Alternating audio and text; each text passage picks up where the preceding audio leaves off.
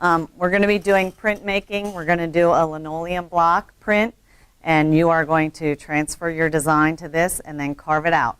So this is one that's already carved, and these are the gouges that you use to carve this out. When you do this, you use it on your bench hook, you put it up against the edge, and then you press down and you're carving away from your body all the time. All right?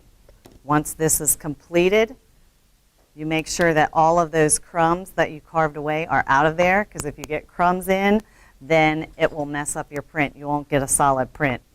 So now I'm going to take my block over here. This is the brayer, and this is where you're going to roll out your ink.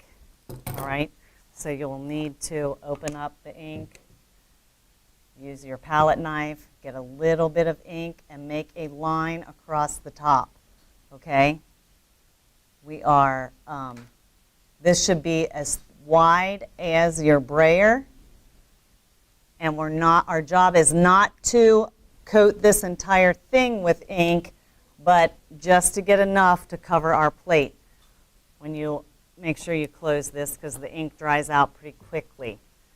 When you roll out your ink, you're going to take your brayer and you're going to roll it till it touches the ink. Then you're going to pick it up and you're going to go pick it up and roll it out. What we're going to try to do is create this texture that is like velvet. We have a spot in the middle, so we'll go back and forth this way. You can hear it start to get tacky. Notice I'm picking up the brayer so I can get an even layer. This is evening out all of this ink, and it looks like velvet. If it gets too stringy, you have too much ink. Notice I'm not doing the whole thing. I'm just doing a small area, the width of the brayer. Now when I go over my plate one time, over the plate, come back and get more ink a second time, okay? You want to put the ink on or not taking it off. If you go back and forth, you're taking the ink back off. Now, if you got some ink here, you got to be careful. You don't want to put your paper on that because you don't want that to get dirty. You don't want to get fingerprints on your paper. We're going to bring our paper over. Make sure that your hands are clean when you pick up your paper. You lay it down on the plate. You can either take your paper on top of here, or you can press the plate down on top. So one way would be to take your block, lay it down, then you slide it out and press like this. I just laid it down like this. When you do it like this, it may not be straight on the paper, but that will be okay because we can cut the paper around, but you don't want to go too close. You need to leave a little area. Now I'm going to take the baron and you're going to press evenly all the way around. I'm using some pressure. I'm not pushing too hard, but you need to make sure that you're getting that ink from the plate onto the paper. That's the print. Now I'm going to hold here and lift it up and make sure that it got solid. You can see where there's some spots where it's not even on there. So I might go back and press a little harder to get that. Then it became a little darker. You may even just use your finger like this. Okay? Now I'll look at the other side. It's a pretty good print. Pull that off. Okay? That's it. If you want to change colors, because I have 8 different colors, you can do different colors. If this dries out because you need to make multiple prints, I can just go ahead and print this one more time because I have another piece of paper here. But if you notice that this is all dry, like it is right now, we may have to get more ink until it gets to be that tacky, and you can hear that. That's what you want it to sound like. And then you can go over.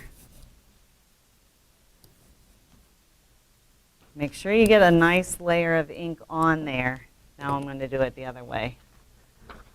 Lay my paper down, pick up my plate, put it down in the center, and then flip that over. And then use this. What is this, Aaron?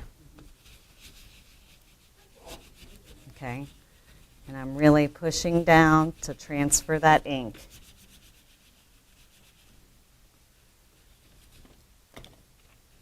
Check it. Oh, this is, I think, even a better print than that one. Okay. This one's a little bit better because it is real solid right through here. See how that's really black right in there? This got a little bit of ink down into that spot, so I may want to go back and carve that part out if I don't like that right there.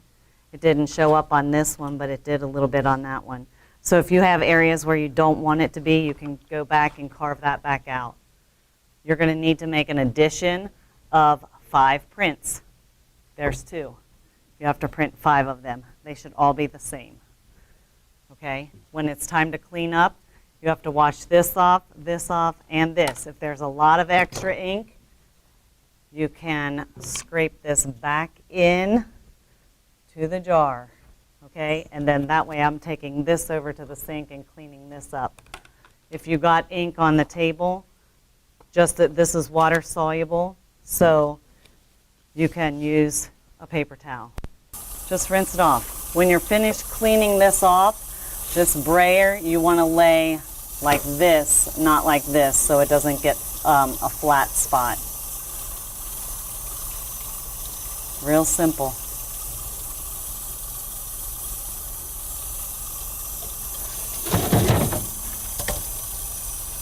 You can even roll it out, make sure it's dry.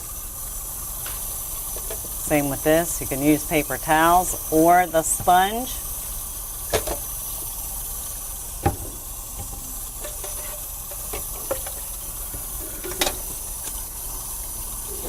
Nice and easy. And then you can lay that back here.